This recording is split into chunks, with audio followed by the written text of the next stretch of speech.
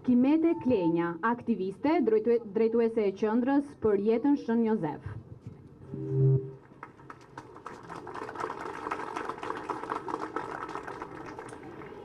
Të dashur vëllezër e motra që sot keni ardhur për të mbrojtur jetën, familjen, vendin dhe mbi të gjitha ata që janë më të vegjëlit, më të pambrojturit që janë fëmijët tanë.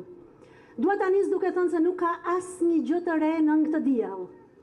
Dhe në fakt para gati një shekulli mendimtari i madh anglez Gilbert Keith Chesterton me një mbretësi profetike shkroi këto fjalë të rënditëse. Së shpejti, thot ai, do të gjendemi në një botë ku një njeri mund të sulmohet vetëm pse thot se 2 + 2 bëjnë 4, ku do të ngrihen britma të tërbuara kundër kujdo që thot se lopët kanë brirë, ku njerëzit do të përndjekin si herezi pohimin se një trekëndësh ka 3 brinj, dhe ku do të varen njerëz vetëm se guxojnë të thonë se bari është i gjelbër. Kur i lexon sot këto fjalë të duket sikur janë shkruar dje. Fatkeqësisht në më pak se një shekull ato po bëhen realitet në shumë vende të botës dhe sulmi ndaj të vërtetave të vetë kuptueshme po hyn me forcë, me forcën e kartonave, edhe në Shqipëri. Të gjithë kemi parë debatet e fundit rreth ligjit të ri për barazinë gjinore. Dhe ajo që të bën përshtypje është se shumë prej mbështetësve të tij nuk arrinin të përgjigjeshin pyetjes më elementare: çfarë është një grua? E këtë e dinë edhe fëmijët, sepse e kanë përballë nënën e tyre për çdo ditë. E si për ironi të fatit, të gjitha ishin gra, madje feministe. Dua të jem e qartë. Askush këtu nuk është kundër të drejtave dhe mundësive të barabarta për burrat dhe gratë. Të gjithë duam dhe aspirojmë që vajzat tona të studiojnë, të punojnë, të votojnë, të trashëgojnë prona për krahët djemve tanë, dhe unë që jam këtu përpara jush jam një shembull i tyre.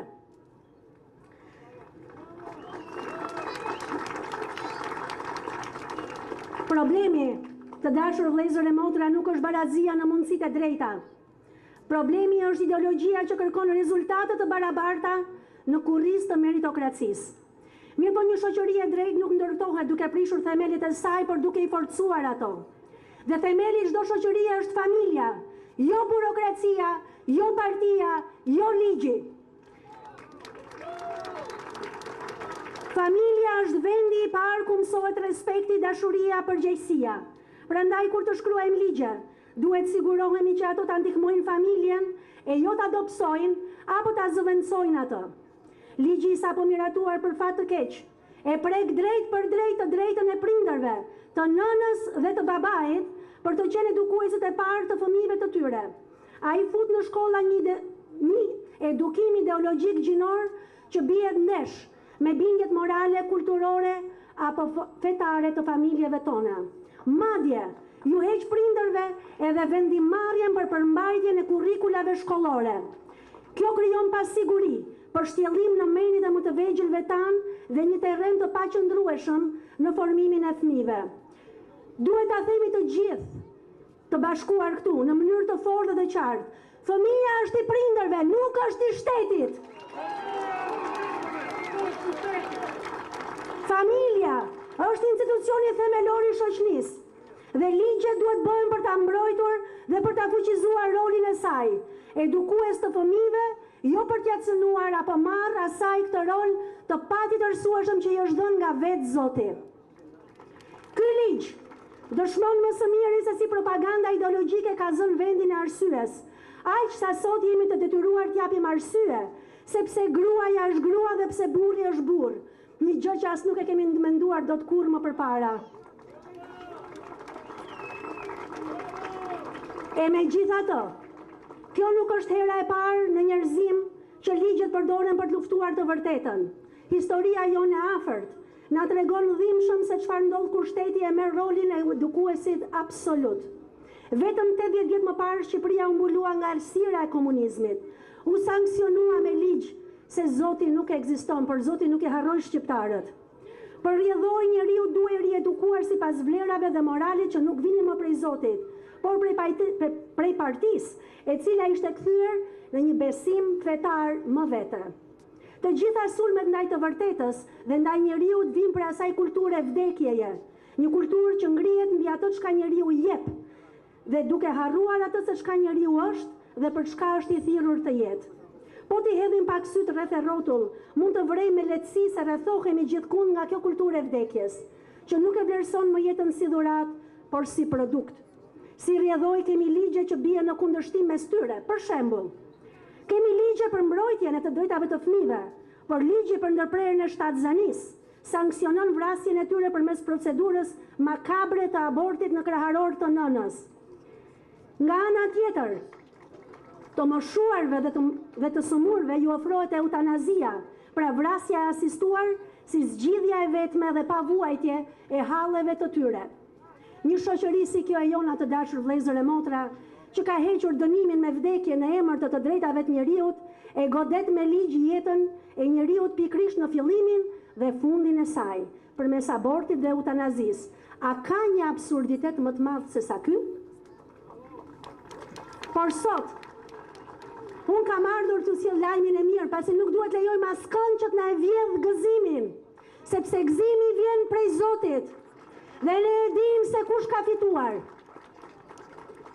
Kam ardhur të sjell lajmin e mirë, që njeriu është thirrur në ekzistencë për një plotësi jete, që shkon përtej për masave të ekzistencës së vet toksore, për një pjesëmarrje të amshuar në vetë jetën e Zotit, krijuesit ton. Dhe betejë e brezit ton është kjo, se sot fillon dhe vazhdon deri në fund, derisa të t'i mbrojmë si duhet fëmijët tanë e familjet tona. Betejë jonë është rikthimi i kulturës së jetës, duke kundërshtuar çdo lloj ideologjie që e cenon jetën dhe dinjitetin njerëzor në çfarëdo lloj mënyre apo forme. Ne duam një kulturë jete që e mbron fëmijën para se të lindë dhe të moshuarin para se të vdes. Pra që e mbron njeriu që nga ngjizja e deri në vdekjen natyrore. Duam një kulturë jete që respekton familjen e përbërë nga babai, nëna dhe fëmijët. Duam një kulturë jete që duke i mbrojtur fëmijët nga ideologjitë helmuese, që ja titërsojnë kuptimin për vetveten, e ruan të paprekur dhe të pandarë tërësinë e tyre trupore, shpirtërore dhe mendore. Një kulturë jete që respekton të drejtën e fëmijës për të rritur me baba dhe nën. Një kulturë jete që e sheh njeriu si qenie me vlerë dhe me një qëllim për të arritur. Prandaj si shoqëri dhe si shtet bashk, i ftoj këtu dhe politikanët që janë këtu të pranishëm. Duhet të angazhoheni për të krijuar politika në dobi të njeriut, familjes dhe fëmijëve në mënyrë që të rinjtë tanë të mos kenë më frikë, të ndërtojnë familje, apo të ikin dhe të huaj për një jetë më të mirë për fëmijët e tyre. Ne duam që të rinjtë tanë të kenë fëmijë pa u trembur nga qeraja e lartë, nga puna apo nga vështirësitë e jetës. Të mos e flijojnë fëmijën për karrierën, duke abortuar atë, gjë që ka pasoja të rënda për shëndetin e tyre fizik, shpirtëror dhe mendor. E gjithashtu, ajo që është më e rëndësishme, të mos e flijojnë kohën e vetë të çmueshme me fëmijët apo prindrit e tyre për orët e gjata të punëve pafund. E kjo kulturë e jetës nis në familje. Aty fëmia mbruhet me dashurinë për të vërtetën, për vlerat dhe moralin. Autoriteti si prori të cilit është vetë Zoti. Prej tij burojnë detyra dhe përgjegjësia jonë për ta mbrojtur dhe për ta çuar jetën tek brezat në vazhdim, për të siguruar krijimin e familjeve të shëndosha, ku babai dhe nëna i rrisin fëmijët e tyre të lirë dhe të liruar nga indoktrinimet ideologjike që e kundërshtojnë jetën. Të qëndrojmë për atë gjithë të bashkuar, sot, kaq sa jemi dhe nesër më të shumt. Për të sotmen, për të ardhmen që duam të ndërtojmë, për një shoqëri ku e vërteta nuk përndiqet por mbështetet, ku familja respektohet dhe ku jeta mbrohet me dinjitet. Në mbyllje, dua të sjell në vëmendjen e të gjithëve, ne këtu të pranishëm diçka të rëndësishme. Bota, që duket sikur po na mbyt, ka një autoritet anonim. Ata fshihen gjithmonë mbas përemrit vetor, ata, që është një përemër i panjohur. Kjo botë na fton që të veprojmë për asaj çka thonë të tjerat. Jemi mësuar të dëgjojmë se ata thonë që duhet bërë kjo apo ajo, se duhet ndjekur kjo modë apo ajo modë, se duhet miratuar ky ligj se s'na pranojnë në BE apo gjëra të tjera. Por, edhe tjetra, ta bëjmë se po e bëjnë të gjithë. Mirë, po kjo nuk do të thotë se ata e kanë drejt. Sepse e drejta, të dashur vëllezër dhe motra, është e drejt edhe nëse askush se ka drejt. Dhe e gabuar është e gabuar edhe nëse të gjithë e kanë gabim.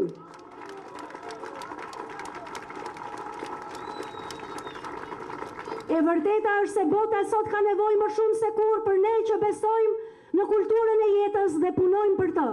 Ka nevojë për ne që besojmë se një Zot atje lart na sheh dhe që besojmë në autoritetin e Tij, i cili na tregon se çka është e drejtë, jo kur bota e ka drejt, por pikërisht atëherë kur bota e ka krejt gabim. E paqim Zotin në ndihmë në të gjitha përpjekjet tona për ndërtimin e kulturës së jetës. E Zoti e bekov Shqipërinë, e Zoti i bekov shqiptarët. Anulloje këtë ligj, anulloje këtë ligj, anulloje këtë ligj,